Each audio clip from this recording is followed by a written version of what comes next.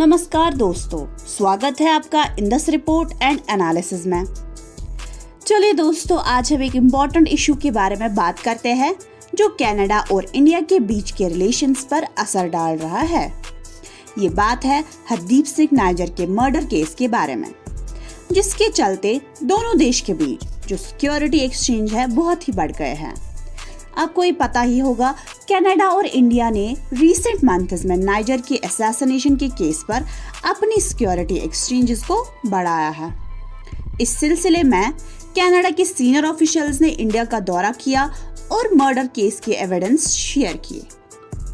कनाडाज intelligence agency के head David विग्नॉल्ट ने इस साल के पहले कुछ महीनों में 2 बार इंडिया का दौरा किया और टेलीफोन नंबर्स और केस से रिलेटेड एविडेंस शेयर किए। लेकिन दोनों देश के डिप्लोमेटिक रिलेशंस अभी भी काफी खराब है, खासकर ग्रुप ऑफ 7 लीडर्स समिट के पहले, जो इटली में होने वाली है। यहाँ Canadian prime minister Justin Trudeau और Indian prime minister Narendra Modi दोनों मौजूद होंगे। इंडियन ऑफिशियल्स ने बताया कि इंटेलिजेंस चीफ के बाद और भी कैनेडियन ऑफिशियल्स इंडिया आए और दोनों तरफ से डिस्कशंस हुई, लेकिन दोनों देश के फॉरेन मिनिस्टर्स ने इन मीटिंग्स पर कमिट करने से इनकार ही कर दिया। आपको ये मैं बता दूं, नाइजर जो एक इंडियन बॉर्न कैनेडियन सिटीजन था और खालिस्तान के अलग सिख होमलैंड के एडवोकेट थे, उन्हें इंडियन लॉज के तहत टेररिस्ट डेजिग्नेट पहले ही किया गया था। उनका असैसिनेशन जून 2023 में सुरी, ब्रिटिश कोलंबिया में हुआ। ट्रूडो जो है, उन्होंने पब्लिकली ये क्लेम किया कि उनकी सरकार के पास क्रेडिबल एविडेंस है कि इंडियन गवर्नमेंट ने नाइजर की किलिंग को ऑर्केस्ट्रेट किया। मई में कैनेडियन पुलिस ने नाइजर की डेथ से लिंक्ड मर्डर चार्जेस पर 4 इंडियन नेशनल्स को अरेस्ट किया, लेकिन इंडिया ने इस पर कोई फॉर्मल इन्वेस्टिगेशन लॉन्च करने से इनकार ही किया और मोदी सरकार ने ट्रूडो की एलिगेशन पर काफी गुस्से से रिएक्ट किया, जिससे कनाडा को इंडिया में अपनी डिप्लोमेटिक प्रेजेंस को कम करना पड़ा और वीजा सर्विसेज को टेम्पररली सस्पेंड करना पड़ा। इंडियन फॉरेन मिनिस्टर ने मीडिया ब्रीफिंग में ये रिपीट किया कि कनाडा ने सिख सेपरेटिज्म के इशू पर इंडिया के कंसर्न्स को सीरियस नहीं लिया।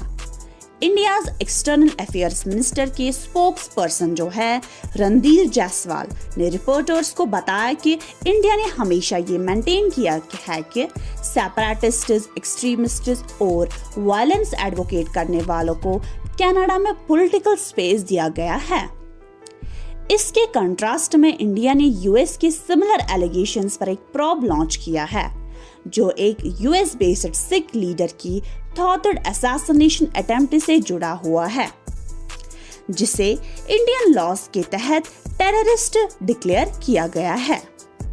डिस्पाइट सिक्योरिटी एजेंसीज के इंक्रीज्ड कांटेक्ट के, ट्रूडो सरकार को अब तक कोई इंडिकेशन नहीं मिला है कि मोदी डिप्लोमेटिक टाइज को इम्प्रूव करना चाहते हैं। ट्रूडो ने रिपीटेडली मोदी से नाइजर की किलिंग के सारे सर्कमस्टेंसेस को इन्वेस्टिगेट करने के लिए काम करने को कहा है। दोनों देश के लीडर्स के रीसेंट पब्लिक एक्सचेंजेस से ये भी क्लियर हो गया है कि दोनों के बीच कितना डिस्टेंस है। मोदी के री इलेक्शन के बाद ट्रूडो ने उन्हें कांग्रेचुलेशंस मैसेज भेजा और कहा कि Canada stands ready to work with India to advance the relationship between our nations, people encourage to human rights, diversity and the rule of law।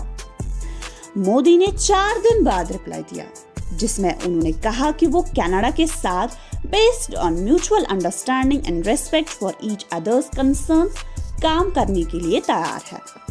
तो दोस्तों, ये एनालिसिस दिखाता है कि कैसे नाइजर की मर्डर केस ने इन कनाडा और इंडिया के डिप्लोमेटिक रिलेशंस को अफेक्ट किया है और दोनों देश के बीच अभी भी काफी चैलेंजेस है जो रिजॉल्व करने बाकी है। बने रहे हमारे साथ। धन्यवाद। मिलते हैं अगली वीडियो में।